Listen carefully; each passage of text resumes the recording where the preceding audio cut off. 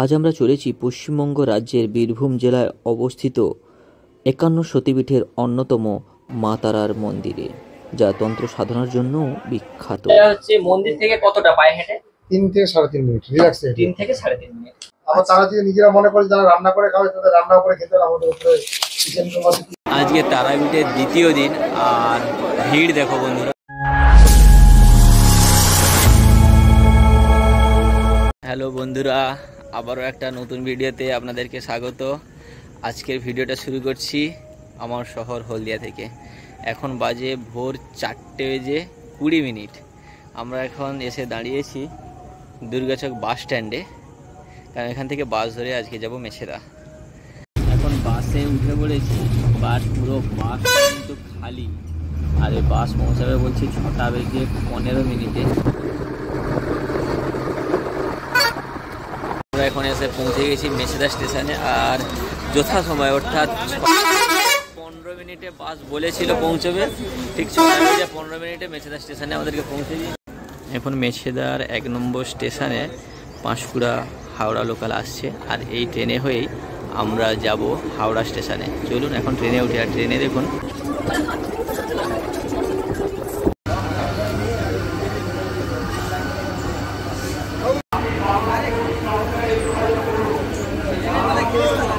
এখন বাজে 8:25, আর ট্রেন এখন এসে পৌঁছেছে হাওড়া স্টেশনে। এখান থেকে আমরা আবার ট্রেন ধরবো, ধরে যাব রামপুরহাট। ট্রেন কত নম্বর প্ল্যাটফর্মে দিয়েছে একবার দেখি। 13053 হাওড়া কুলিকা এক্সপ্রেস, 8:55, 11 নম্বর প্ল্যাটফর্ম থেকে দিয়েছে। সকাল থেকে কিছু খাওয়া হয়নি, তাই এখন এসছি জন আহার IRCTCর রেস্টুরেন্টে। ভেতরে যাব, গিয়ে এখানে একটু সকালে টিফিনটা সেরে নেব। কচুরি অর্ডার করেছে, 4 পিস কচুরি, 55 টাকা। এখানে প্রথমে বিল করে নিতে হবে, নিয়ে তারপরে এখানে গিয়ে লাইন দিতে হবে। আর সাইডে এদিকে কেক, তারপরে প্যাটিস, স্যান্ডউইচ, অনেক কিছু রয়েছে, চাইলে এগুলো আপনারা খেতে পারেন। পিস কচুরি, মিষ্টি আর তরকারি, 55 টাকা। ট্রেন এখন 11 নম্বর প্ল্যাটফর্মে দাঁড়িয়ে আছে, হাওড়া রাধিকা এক্সপ্রেস। তো এই ট্রেনে হয়ে আমরা আজকে যাব রামপুরহাট। আর এছাড়াও আরও অনেক ট্রেন আছে, সেই ট্রেনের নাম্বারগুলো আমরা দিয়ে দেবো ডিসপ্লেতে, ওটা আপনারা দেখে নেবেন। এখান থেকে ছেড়ে দিয়েছে। এর পরের স্টেশন 105 কিলোমিটার দূরে বর্ধমান জংশনে গিয়ে দাঁড়াবে এর পরবর্তী স্টেশন। ওখানে পৌঁছানোর টাইম হচ্ছে 10:42। আর আমরা এখন চেয়ার কারের সামনেই দাঁড়িয়ে আছি, কারণ সামনে জেনারেল কামরায় যেতে যেতে ট্রেন ছেড়ে দিয়েছে, তাই সামনেই দাঁড়িয়ে আছি।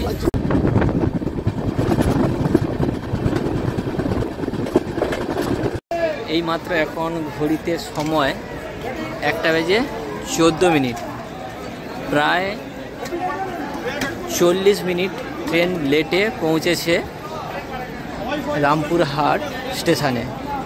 তো চলুন এখন আমরা এই ওভারব্রিজের উপর থেকে হয়ে যাব, থেকে বেরোবো, বেরিয়ে বাইরে যাব, বাইরে গিয়ে অটো স্ট্যান্ড থেকে অটো ধরবো, ধরে যাব তারাপীঠ মায়ের মন্দিরে। ভাই ভিড় দেখো,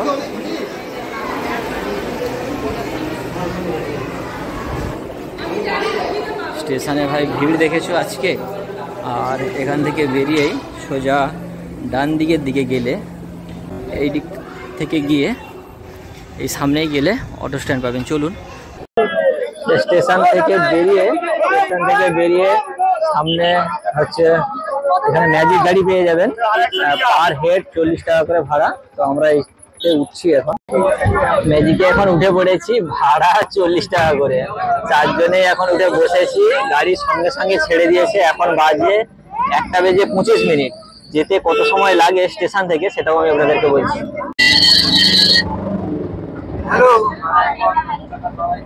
এখন বাজে 1:45, আর আমরা এখন এসে পৌঁছে গেছি। আমাদেরকে গাড়ি ছেড়ে দিয়েছে ঠিক তারাপীঠ মন্দিরের যে সরণি আছে, সেই সরণিটার সামনে। এখন আমরা যাব হোটেলে। এখন প্রচুর ভিড়, এখন সানডে তো আজকে, তাই উইকেন্ডেতে আজকে বহু মানুষ এসছে তারাপীঠে। তো এখন আমরা যাচ্ছি হোটেলের সন্ধানে। তো আমরা থাকবো এই মন্দিরের ঠিক কাছাকাছি কোনো হোটেলে। আমরা এখানে লেখা আছে তারা মা সরণী রোড, এই রোডেই কিন্তু মন্দির। আর এই যে রোডটা দেখছেন এটা গেছে তারা মা সরণীর দিকে। ঠিক ওই রোড থেকে যদি আপনারা চলে আসেন, আপনারা যদি চান ভারত সেবাশ্রমে থাকতে, এখানে ভারত সেবাশ্রমও রয়েছে, এই ভারত সেবাশ্রমেও আপনারা বুক করতে পারেন। যদি মা উষা লজে, তো এইখানে আমরা রুম নেব। দাঁড়া যাচ্ছি, দাঁড়া। 20 নম্বর রুম আমরা নিয়েছি, আর 3 বেডরুম, ওটা আমি উপরে গিয়ে দেখাচ্ছি। তার আগে এখানে যে অফিসিয়াল ক্রাইটেরিয়া সেটা একবার আমরা পূরণ করে নেব। আর রুম নেওয়ার জন্য কি কি প্রয়োজন আমরা এখানে স্যারের কাছ থেকে আমরা একবার শুনে নেব। মানে রুম নেওয়ার জন্য কি কি ডকুমেন্টস আনতে হবে? আধার কার্ড আনতে হবে, ভোটার কার্ড আনতে হবে, মানে যে কোনো একটা এনি ওয়ান ডকুমেন্টস হলেই হবে, তাই তো? আচ্ছা আচ্ছা, এটা হচ্ছে মন্দির থেকে কতটা পায়ে হেঁটে? 3 থেকে 3.5 মিনিট রিল্যাক্স। 3 থেকে 3.5 মিনিট। রুমটা নিয়েছি, যদি এসি রুম হয় আপনাদের প্রাইস কেমন আছে? 1000 টাকা 900 টাকা। এসি 1000 টাকা 900 টাকা। রুমগুলো প্লেস হিসাবে দাম বেশি পড়ে। আচ্ছা, ফ্লোর হিসেবে, তাই তো? এইটা রুম, এই তো সে গোপাল এসেই শুয়ে পড়ছে। এটা 3 বেডরুম আছে, আমরা 4 জন যেহেতু থাকবো, তো 3 বেড হলে আমাদের অলরেডি হয়ে যাবে। তারা এসেই মানে 4টার সময় বেরিয়েছে, এখন এসেই কেলি গেছে। বাজেট ফ্রেন্ডলি সোফা, আচ্ছা আচ্ছা। সঙ্গে এখানে রয়েছে একটা টি টেবিল রয়েছে, আর সামনে টিভি আছে, রয়েছে একটা টিউবলাইট। এখানে চার্জিং বোর্ড বলতে সিঙ্গেল চার্জিং বোর্ড আছে। এখানে জামা প্যান্ট রাখার জন্য একটা হ্যাঙ্গার রয়েছে, আর পাখা, সিঙ্গেল পাখা। আর এদিকে এটা হচ্ছে বেলকনি, মানে এটা হচ্ছে বেলকনির বাইরে একটা চেয়ার আছে। আর বেলকনির বাইরে থেকে দেখুন ভিউটা কেমন লাগছে, একবার জানাবেন কমেন্ট করে আপনারা। এটা হচ্ছে টয়লেট, এটা বেসিন আর কোমোড আছে, উপরে গিজার লাগানো আছে, শাওয়ার আছে, বালতি আছে। রুম নম্বর 110, এটা হচ্ছে এসি ডবল বেড। চলুন আপনাদেরকে একবার দেখিয়ে দিই। এই দেখুন, এটা হচ্ছে এসি ডবল বেড। বেডগুলো মানে আরামসে কেউ যদি 5 জন কিংবা 6 জনও আসে শুতে পারবে। 2টো বেড রাখা আছে, এটা এসি আছে। আচ্ছা, সামনে আছে একটা টিভি, সামনে ড্রয়ার আছে, ড্রয়ার লাগানো, টেলিফোনে রাখা আছে, সামনে একটা মিরর আছে, বেশ সুন্দর লাগছে মিররটা। আর টয়লেটটা একবার দেখিয়ে দিই আপনাদেরকে। আচ্ছা, কোমোড রয়েছে, গিজার রয়েছে, সামনে বালতি, ওখানে একটা বেসিন আর মিরর রয়েছে, বেশ পরিষ্কার পরিচ্ছন্ন। এখানে একটা টি টেবিল রয়েছে বসার জন্য, এখানে একটা চেয়ারও আছে। এই রুমটার প্রাইস কত আছে দাদা? এই রুমটা 1200 আছে। এসি 1200? এসি 1200। বাহ, এসিতে 1200। যদি আপনারা আমার চ্যানেলের নাম, আপনাদের জন্য ডিসকাউন্ট থাকবে, ওটা 1000 টাকার মধ্যে করে দেবে, তাই তো? যদি কেউ এসে বলে আমার ইউটিউব চ্যানেলের নাম, তাহলে ওটা 1000 টাকার মধ্যে হবে তো? 1000-এর মধ্যে করে দেবে। আর নাম্বারটা ডেসক্রিপশন বক্সেও আছে এবং স্ক্রিনেও দিয়ে দিলাম। হোটেলে ব্যাগপত্র রেখে দিয়ে আগে খাওয়া দাওয়াটা করে নিতে হবে, দুপুরে লাঞ্চ করতে হবে, কারণ অনেকটা সময় লেট হয়ে গেছে। তাই এসছি শুদ্ধ নিরামিষ হোটেলে। তো এখানে আমরা যাব খাওয়া দাওয়া করতে। চলুন এখানে কি খাওয়া দাওয়া পাওয়া যায় একবার মেনুটা দেখিয়ে দিই আপনাদেরকে। ভেজ মিল 70 টাকা, সবজি প্লেট 30 টাকা, আরও অনেক কিছু আছে, আপনারা দেখে নিন। রেটটা, প্রাইসটা পাশে দেওয়া আছে। চলুন ভেতরে গিয়ে বসি আর ভেতরের পরিষেবাটা দেখবো কেমন। বহু মানুষজন খাচ্ছে এখানে। দিয়ে গেছে ভাত, এটা আছে ডাল, আর এটা রয়েছে হিঁচড়ের তরকারি, এটা শুক্তো আলু তরকারি, আর এটা আছে আলু, এটা কি রে? এখানে আলু ভাজার মতো লাগছে, মানে সাবু ভাজা। আলু ভাজা না সাবু ভাজা? না, আলু ভাজা। আর এটা আছে ভাত, আর সঙ্গে আছে লেবু। খাওয়া দাওয়া করলাম, খাওয়া দাওয়াটা মোটামুটি, খুব একটা ভালো, খুব যে ভালো তা নয় আর খুব যে খারাপ তা নয়, মোটামুটি চলবে। আর মানে আনলিমিটেড, 70 টাকায় আনলিমিটেড। ধরুন এবার খাওয়া দাওয়া হয়ে গেছে, এবার হোটেলে যাবো, গিয়ে স্নান করব, ফ্রেশ হব, তারপরে বেরোবো মন্দিরের দিকে। এখন ঘড়ির কাঁটায় বেজে গেছে 5:43। আর আমরা এখন যাচ্ছি মন্দিরের দিকে। এটা হচ্ছে গেট, মন্দির যাওয়ার গেট, মানে রোডের উপরে মেন যে মুখ্য দ্বার, এটা হচ্ছে সেই দ্বার। মন্দির যাওয়ার পথে রাস্তার দুধারে আপনারা অসংখ্য দোকান দেখতে পাবেন। এইসব দোকান থেকে আপনারা বাড়ি যাওয়ার জন্য জিনিসপত্রও কিনে নিয়ে যেতে পারেন। আর এই মন্দিরে যাওয়ার পথে দোকানে আপনারা পুজো দেওয়ার জন্য প্রসাদও পেয়ে যাবেন। এই দেখুন, এখন আমরা যাচ্ছি মন্দিরের দিকে। আর দেখলাম রাস্তার দুই ধারে অসংখ্য দোকান রয়েছে।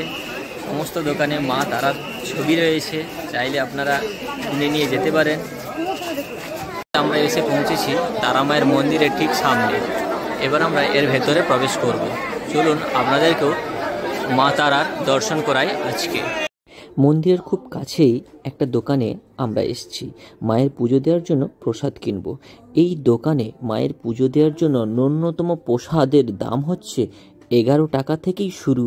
তারপরে আপনারা যেরকম নেবেন সেই অনুযায়ী দাম বাড়তে থাকবে। দাদা আমাকে একটা 101 টাকার বানান তো। দাদা সাজাচ্ছে, একবার দেখে নিন 101 টাকার প্রসাদে কি কি থাকছে একবার দেখে নিন। আচ্ছা, 101 টাকার প্রসাদে থাকছে পেড়া, থাকছে ওড়না, থাকছে হাতে বাঁধা সুতো, থাকছে চুড়ি, থাকছে ধূপ, সিঁদুর কাঠি, সঙ্গে আলতা, ওখানে সিঁদুর, আচ্ছা থাকছে কিছু ফুল। দেখুন কত সুন্দর করে সাজিয়ে দিচ্ছে দাদা। এটা হয়ে গেল 100 টাকা, তাই তো? 101 টাকা।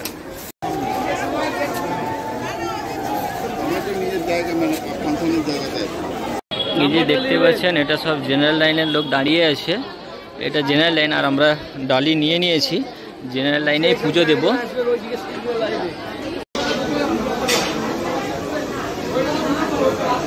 এটা লাইন, আমরা যখন ছিলাম তখন এইখানে শেষ হয়ে গেছিল, এখন লাইনটা চলে গেছে পুরো সেই দিকে। আর এইখানে মায়ের ভোগ অন্নপ্রসাদ রান্না হচ্ছে। 1.5 ঘন্টা পরে লাইন ছেড়েছে। মায়ের আরতি হচ্ছিল তাই লাইনটা বন্ধ ছিল। এখন মায়ের দর্শনের জন্য দরজা খুলে দিয়েছে, তাই সমস্ত পূর্ণার্থী দর্শনার্থী সব এখন এগিয়ে যাচ্ছে। খুব সুন্দরভাবে মায়ের দর্শন করলাম। আর দর্শন করতে করতে পুরো বেজে গেছে রাত্রি 10টা। সেই 5:30টায় লাইন দিয়েছিলাম আর বেজে গেছে পুরো 10টা। খুব সুন্দরভাবে দর্শন হয়েছে। আর আপনারাও এলে, আপনাদের হাতে যদি সময় থাকে তাহলে আপনারাও জেনারেল লাইনেও মাকে দর্শন করতে পারেন। এবার এখন আমরা যাব হচ্ছে ধূপ জ্বালাতে। এখানে আমরা ধূপ জ্বালাবো, তাই আমরা ওখানে যাচ্ছি।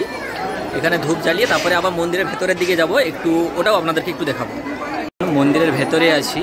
আর এখানে রয়েছে সেই, এখানে হচ্ছে সেই পাঁঠা বলি হয়, সেই কার্ড এখানে রাখা আছে। আর এখানে যজ্ঞ হয়। আর এটা হচ্ছে লাইন। আর এই যে দেখতে পাচ্ছেন এটা হচ্ছে মা তারার মন্দির।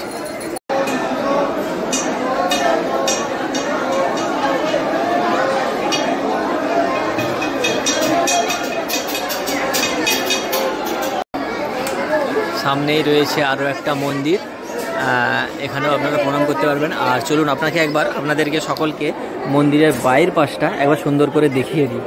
কারণ এটাই একটা সুন্দর প্লেস যেখানে আপনারা এলে মন্দিরের ছবিটা ভালো করে নিতে পারবেন। সুন্দরভাবে একটা পজিশন করা আছে। এই দেখুন, এই দেখুন, এটা হচ্ছে তারা মায়ের মন্দির। হয়ে যাওয়ার কারণে এই গেটটা বন্ধ করে দিয়েছে। এবার আমাদের বেরোতে হবে এই গেট দিয়ে।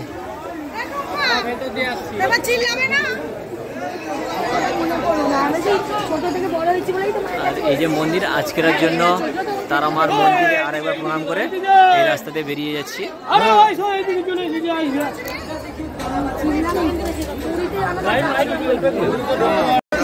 এই গেট দিয়ে এখন আমরা বেরিয়ে যাচ্ছি। আরে লোকে চাকরিলে টানাটানি করছো কেন তোমরা? পুজো দিয়ে বেরিয়ে আসার পরে আমরা দোকানে এলাম। দোকানে আসতে দোকানদার প্রত্যেকটা ডালিকে আলাদা আলাদা প্যাকেটে করে আলাদা আলাদা পার্সেল করে দিচ্ছে। বন্ধুরা, আজকে তারাপীঠ ভ্রমণের দ্বিতীয় দিন। আর এই দ্বিতীয় দিনে অলরেডি আমরা নির্দিষ্ট সময় থেকে অনেকটাই লেট হয়ে গেছে। কারণ একে ঘুম থেকে উঠিয়ে রেডি করে বেরোতে বেরোতে অলরেডি বেজে গেছে 7:30। তো এখন আমরা যাব সেই তারাপীঠ মহাশ্মশানে। চলুন এখন তাহলে হোটেল থেকে বেরিয়ে যাই মহাশ্মশানে।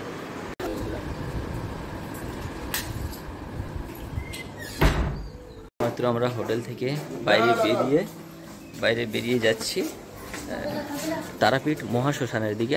আজকে সোমবার 31শে মার্চ, আর তারাপীঠের ভিড় দেখো। এখন গেটের দিক থেকে এখন যেটা চলছে এটা হচ্ছে ভিআইপি লাইন, ওই জন্য গেটটা বন্ধ করে দিয়েছে। এটা ভিআইপি লাইন এখন চলছে, চলে গেলে আবার এই গেটটা খুলে দেবে, তখন মানুষ আবার এই দিক থেকে বেরোতে পারবে। এটা ভিআইপি লাইন, মানে 500 টাকা পার হেড।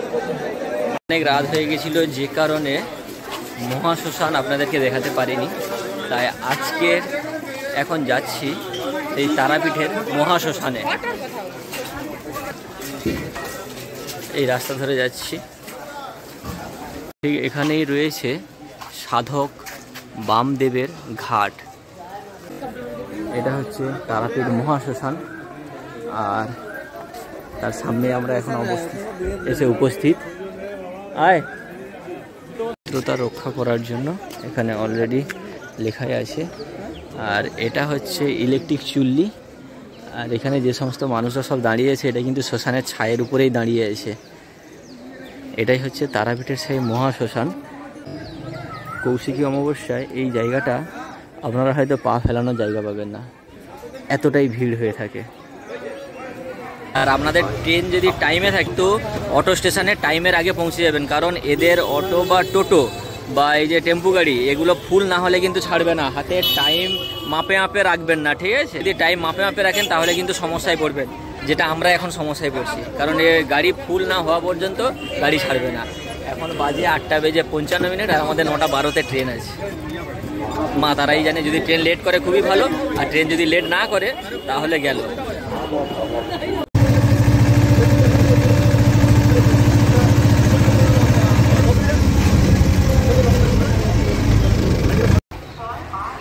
এখন বাজে 9:15, আর আমরা এখন এসে পৌঁছে গেছি রামপুরহাট স্টেশনে। এটা হচ্ছে রামপুরহাট জংশন। খুব সুন্দর লাগছে কিন্তু স্টেশনটাকে। কাউন্টারটা কিন্তু বাইরে, ঠিক আছে? আমি ভেতরে এক্ষুনি চলে গেছিলাম, এক্ষুনি টিটি আমাকে ফাইন করে দিত। চলুন টিকিটটা কেটে নিই লাইন দিয়ে। আছি রামপুরহাট জংশনে, আর এখন ট্রেন আসছে 13028 হাওড়া কবিগুরু এক্সপ্রেস। ওইটা ধরে আজকে বাড়ি যাব। আর আজকের ভিডিও আমি এখানেই শেষ করছি। যদি আপনাদের তারাপীঠ ভ্রমণের ভিডিওটা যদি ভালো লেগে থাকে তাহলে লাইক, কমেন্ট আর শেয়ার করতে ভুলবেন না কিন্তু। আবার আসবো নতুন কোনো ভিডিও নিয়ে, নতুন কোনো জায়গার সন্ধান নিয়ে। তাই আগামী ভিডিও দেখার জন্য চ্যানেলটা অবশ্যই সাবস্ক্রাইব করে রাখতে ভুলবেন না কিন্তু। এইমাত্র রামপুরহাট 1 নম্বর স্টেশনে এসে পৌঁছালো কবিগুরু এক্সপ্রেস। আর এই ট্রেনে হয়েই আজ আমরা বাড়ি যাব। এখান থেকে যাব হাওড়া, হাওড়া থেকে মেছেদা, তারপরে বাস ধরে